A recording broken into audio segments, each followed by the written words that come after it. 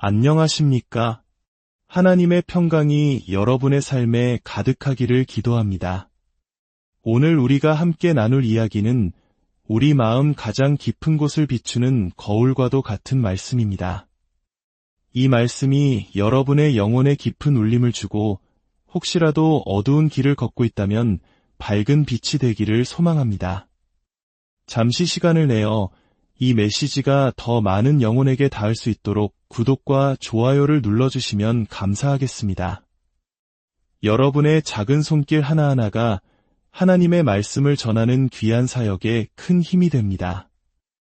이 채널을 통해 말씀을 나누는 모든 분들에게 주님의 은혜와 축복이 함께하기를 간절히 기도합니다. 오늘 우리는 사도행전 7장으로 들어가 기독교 역사상 최초의 순교자 스데반의 마지막 설교를 통해 우리 자신을 돌아보는 시간을 갖고자 합니다. 스데반은 지금 그의 인생에서 가장 중대한 순간에 서 있습니다. 그는 예루살렘의 최고 의결기구인 사내들인 공회 앞에 피고인으로 서 있습니다. 그의 죄목은 무엇이었을까요? 표면적으로는 모세와 율법, 그리고 성전을 모독했다는 신성 모독죄였습니다. 하지만 그들이 제기한 모든 고소의 핵심에는 단 하나의 이유가 있었습니다. 바로 그가 나사렛 예수를 하나님의 아들이자 구원자로 선포했다는 사실입니다. 당시 유대 종교 지도자들에게 나사렛 출신의 한 목수가 하나님의 아들이며 오직 그를 통해서만 구원을 받을 수 있다는 주장은 용납할 수 없는 일이었습니다. 그들의 분노는 하늘을 찔렀고 결국 스데반을 재판정에 세운 것입니다. 대제사장이 묻습니다. 이것이 사실이냐? 이제 스데반은 자신의 목숨이 걸린 변론을 시작합니다. 하지만 그의 답변은 법리적인 다툼이 아니었습니다. 그는 마치 거대한 역사의 파노라마를 펼치듯 유대 민족의 뿌리인 아브라함의 이야기부터 차근차근 되짚어 나갑니다. 그는 단순히 과거를 회상하는 것이 아닙니다.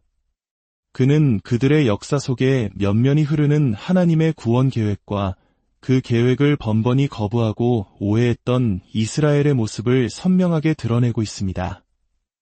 스데반은 유대 지도자들에게 이렇게 말하고 있는 것입니다. 여러분들이 자랑스러워하는 조상 아브라함이야말로 내가 지금 전하는 이 복음을 믿었던 사람입니다. 하지만 여러분은 그 믿음의 길을 거부함으로써 스스로 아브라함의 후손이 될 자격이 없음을 증명하고 있습니다. 그리고 오늘 스데반의 설교는 아브라함의 시대를 지나 다음 인물로 넘어갑니다. 바로 요셉입니다. 아브라함이 이삭을 낳고 이삭은 야곱을 낳았으며 야곱은 12족장, 즉 이스라엘의 12지파의 조상이 된 아들들을 낳았습니다. 그리고 그 12아들 중 한 명이 바로 요셉이었습니다. 스데반은 수많은 역사적 인물들 가운데 왜 하필 요셉의 이야기를 선택했을까요? 목숨이 걸린 재판정에서 그가 하는 모든 말 한마디에는 분명한 의도가 담겨 있을 것입니다. 스데반은 요셉의 이야기를 통해 사내들인 공회원들, 그리고 오늘을 살아가는 우리 모두에게 단 하나의 진실을 보여주고자 합니다. 그것은 바로 하나님께서 보내신 구원자를 거부하는 인간의 죄악된 본성입니다. 그는 유대 지도자들의 얼굴에 대고 이렇게 외치고 있는 것입니다.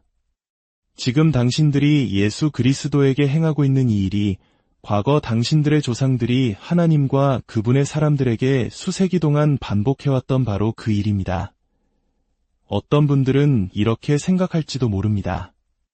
지금 내 삶은 너무나 고되고 힘든데 수천 년 전에 고대 역사가 나와 무슨 상관이란 말인가?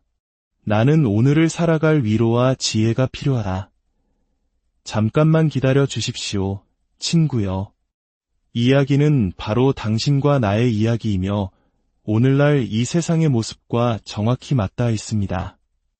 시대와 배경은 달라졌지만 인간의 마음을 움직이는 원리는 변하지 않았기 때문입니다. 요셉의 형들이 요셉을 대했던 그 마음이 사내들인 공회가 예수를 거부했던 그 마음과 똑같으며 오늘날 세상이 하나님의 아들과 그 놀라운 구원의 제안을 거절하는 마음과 정확히 같습니다. 그렇다면 세상은 예수 그리스도를 거부할까요? 온 인류에게 주어진 가장 큰 선물인 구원의 메시지를 외면할까요? 우리는 곧 다가올 성탄절의 진정한 의미를 잃어버리고 텅 빈 축제로만 소비하고 있을까요? 이 모든 질문에 대한 답이 바로 요셉의 형제들이 요셉에게 행했던 이야기 속에 담겨 있습니다. 요셉은 명백히 그리스도의 예표입니다. 그는 자신의 형제들에게 버림받았지만 결국 그들을 굶주림과 죽음에서 구해낸 구원자가 되었습니다. 그들이 거부했던 바로 그 사람이 그들을 구원한 유일한 사람이 된 것입니다. 그들이 요셉을 대한 방식은 세상이 하나님의 아들 그리스도를 대한 방식의 완벽한 그림자입니다. 성경은 이렇게 증언합니다. 그가 자기 땅에 오매 자기 백성이 영접하지 아니하였으나 우리는 왜 그리스도가 이 땅에 오셔야만 했는지 우리 자신에 대한 진실을 알기 전까지는 결코 이해할 수 없습니다. 그리고 요셉의 이야기는 바로 그 우리 자신의 모습을 적나라하게 보여줍니다. 그렇다면 요셉의 형들이 그를 거부한 이유는 무엇이었을까요? 그것은 바로 요셉이 가졌던 꿈 때문이었습니다. 요셉은 꿈을 꾸었습니다. 들판에서 곡식단을 묶는데 자신의 단은 일어서고 형들의 단이 자기 단에게 절하는 꿈이었습니다. 또 해와 달과 열한 별이 자신에게 절하는 꿈을 꾸었습니다. 이 꿈의 의미는 명백했습니다.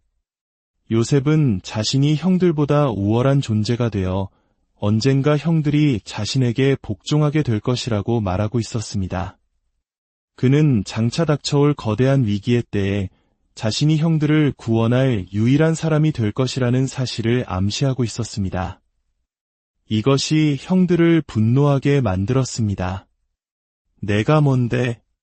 우리와 똑같은 야곱의 아들이면서 감히 스스로를 특별한 존재로 여기는가? 그들은 요셉의 주장을 참을 수 없는 교만으로 여겼고 그를 미워하고 거부했습니다.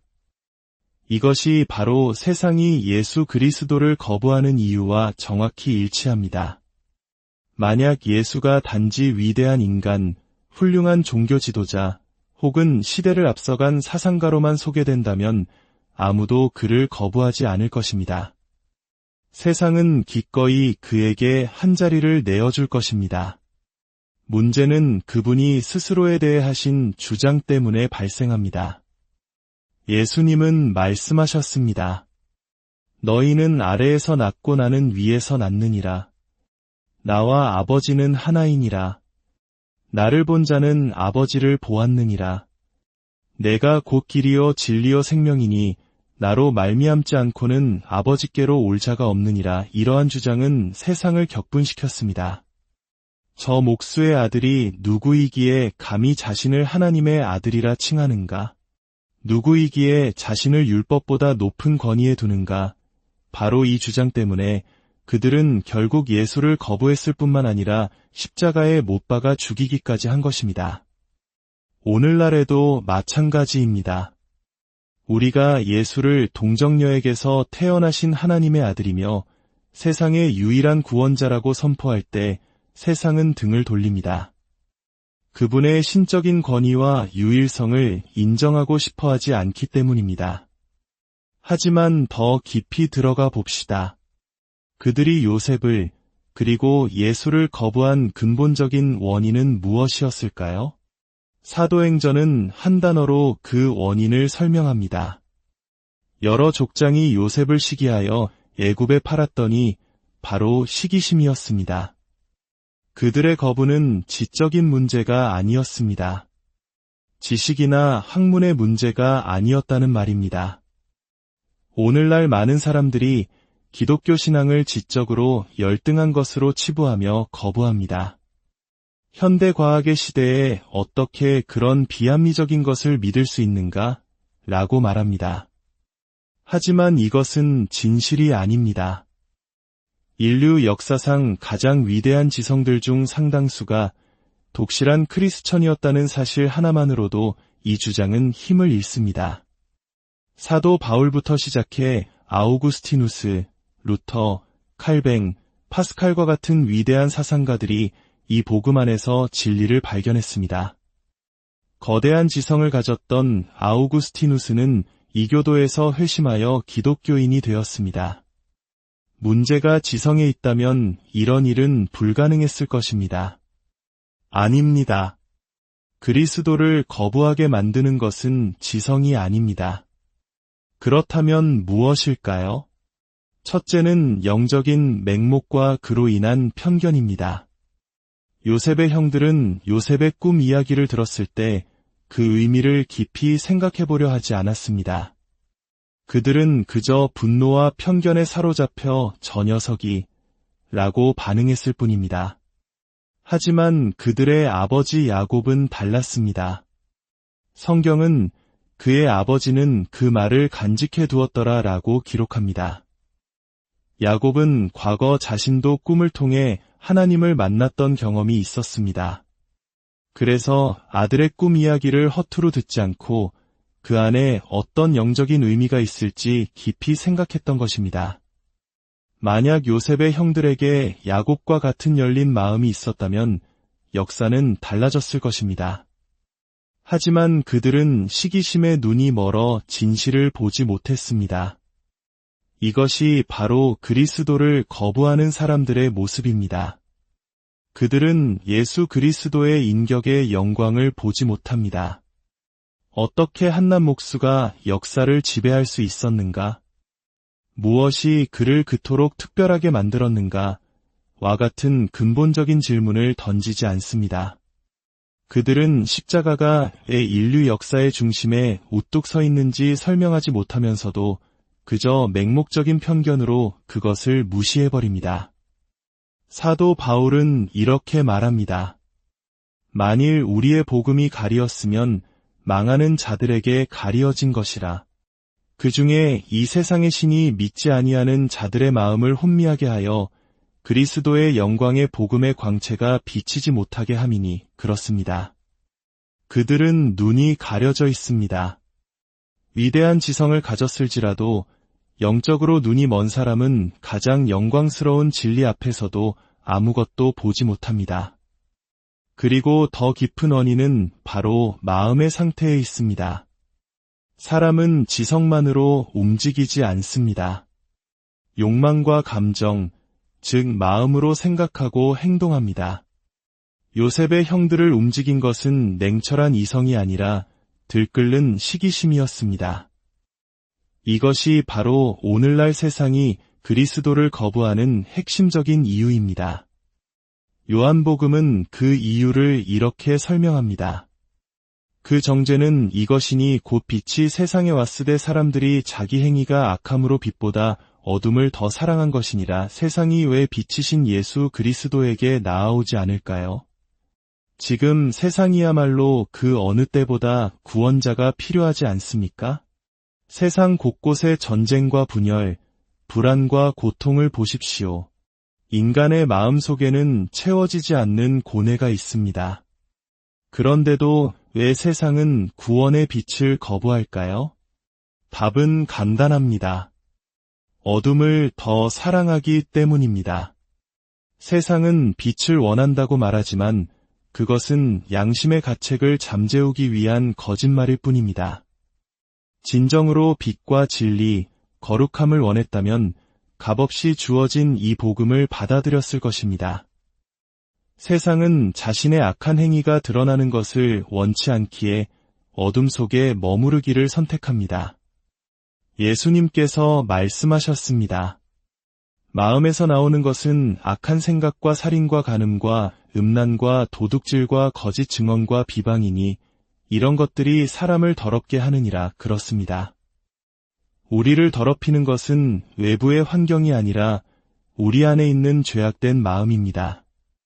우리는 유혹을 찾아 나서고 죄가 될 줄 알면서도 그 길로 걸어갑니다. 이것이 바로 정직하게 마주해야 할 우리 인간의 실상입니다. 우리의 마음 속에는 선을 행하고자 하는 마음과 악을 행하려는 마음이 끊임없이 싸우고 있습니다. 사도 바울은 오호라 나는 곤고한 사람이로다. 이 사망의 몸에서 누가 나를 건져내랴라고 탄식했습니다. 우리 모두는 본성적으로 정욕과 욕망, 시기와 미움의 노예입니다. 이것이 바로 세상이 그리스도를 거부하는 이유입니다.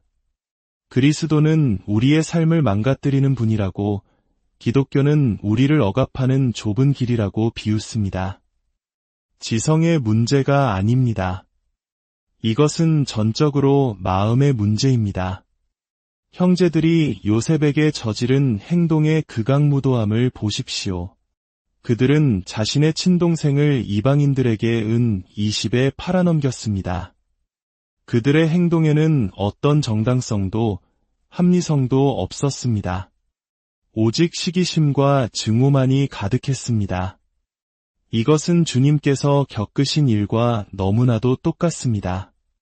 사람들은 주님을 고소할 아무런 죄목도 찾지 못했습니다. 그분은 평생 선한 일을 행하셨을 뿐입니다. 그러나 그들은 주님께 온갖 모욕을 퍼붓고 조롱하고 비웃었습니다. 가시관을 씌우고 마침내 십자가에 매달아 죽였습니다. 오늘날 세상도 마찬가지입니다. 고통과 절망 속에서 허덕이면서도 여전히 그리스도를 조롱하고 그분의 이름을 모독하며 생각과 행동으로 그분을 다시 십자가에 못 박고 있습니다. 이것이 바로 스데반이 사내들인을 향해 외쳤던 메시지입니다. 1800년 전 당신들의 조상들이 했던 짓을 지금 당신들이 똑같이 하고 있소. 그리고 오늘 저는 이 세상이 똑같은 일을 반복하고 있다고 말씀드립니다. 세상은 눈이 멀어 자신이 어떤 상태에 있는지 죽음 후에 하나님 앞에 서서 심판받아야 한다는 사실을 알지 못합니다. 당신을 향한 하나님의 사랑을 알지 못하고 당신이 지금 누릴 수 있는 놀라운 삶을 알지 못하기에 당신은 그분을 거부하고 있는 것입니다. 하지만 여러분, 이 오래된 요셉 이야기에는 가장 놀라운 반전이 있습니다. 그리고 그것이 바로 복음의 핵심입니다. 수년 후 극심한 흉년이 들자 요셉의 형들은 곡식을 구하기 위해 애굽으로 갔습니다. 그리고 그들은 자신들이 노예로 팔아넘겼던 동생 요셉 앞에 엎드려 구걸하게 됩니다. 그의 꿈이 그대로 이루어진 것입니다. 이때 요셉은 어떻게 했을까요? 그는 복수했습니까? 그들을 비난하고 내쫓았습니까? 아닙니다. 그는 자신에게 씻을 수 없는 상처를 준 형들을 끌어안고 용서했습니다. 그리고 그들의 모든 필요를 채워주며 굶주림과 죽음에서 그들을 구원했습니다. 이것은 너무나 아름다운 그림이지만 하나님과 그분의 영원하신 아들이 우리에게 행하신 일에 비하면 희미한 그림자일 뿐입니다. 이것이 바로 성탄의 메시지입니다. 하나님이 세상을 이처럼 사랑하사 그분을 반역하고 율법을 멸시하고 낙원을 폐허로 만든 바로 그 세상을 사랑하사 독생자를 주셨습니다. 이는 그를 믿는 자마다 그가 아무리 사악한 반역자였을지라도 아무리 더러운 마음을 가졌을지라도 어떤 죄를 지었을지라도 멸망하지 않고 영생을 얻게 하려 하심입니다. 우리가 아직 원수 되었을 때에 그의 아들의 죽으심으로 말미암아 하나님과 화목하게 되었습니다. 사랑하는 친구여, 이 요셉의 형제들 이야기 속에서 당신의 모습을 보지 않으십니까? 만약 당신이 크리스천이 아니라면 당신은 지금까지 요셉의 형들처럼 행동해왔습니다. 그것은 모두 당신의 눈먼 마음과 악한 마음 때문입니다. 오늘 밤 하나님께서 당신의 눈을 열어주시기를 기도합니다. 당신 자신의 모습을 보게 되기를, 하나님의 심판 아래 놓인 당신의 영혼을 보게 되기를 기도합니다. 당신에게는 아무런 희망이 없습니다. 요셉의 형제들에게 아무런 변명의 여지가 없었던 것처럼 우리에게도 아무런 변명의 여지가 없습니다. 하지만 감사하게도 오늘 저는 당신에게 이 사실을 전할 특권을 받았습니다. 만약 당신이 당신의 영적 맹목과 마음의 어두움, 당신의 죄와 절망적인 상태를 인정하고 하나님께 저는 죄인입니다 라고 고백하며 그분의 자비에 당신 자신을 던진다면 그분은 당신을 받아주실 것입니다. 그분은 당신을 영원한 사랑으로 사랑하셨으며 바로 당신을 위해 당신의 죄를 용서하고 당신을 하나님과 화목하게 하기 위해 이 땅에 아들을 보내어 죽게 하셨다고 말씀해 주실 것입니다. 그분은 당신에게 새로운 생명과 새로운 희망, 평안과 안전, 이 생에서 필요한 모든 것과 장차올 세상에서 누릴 영광을 주실 것입니다. 하나님, 우리 각자가 본성적으로 어떤 상태에 있는지, 우리에게 구원이 얼마나 절실히 필요한지, 그리고 하나님께서 그의 사랑하는 독생자 안에서 우리를 위해 얼마나 충만한 구원을 값없이 예비해 놓으셨는지 우리의 눈을 열어보게 하여 주시옵소서. 우리 주 예수 그리스도의 이름으로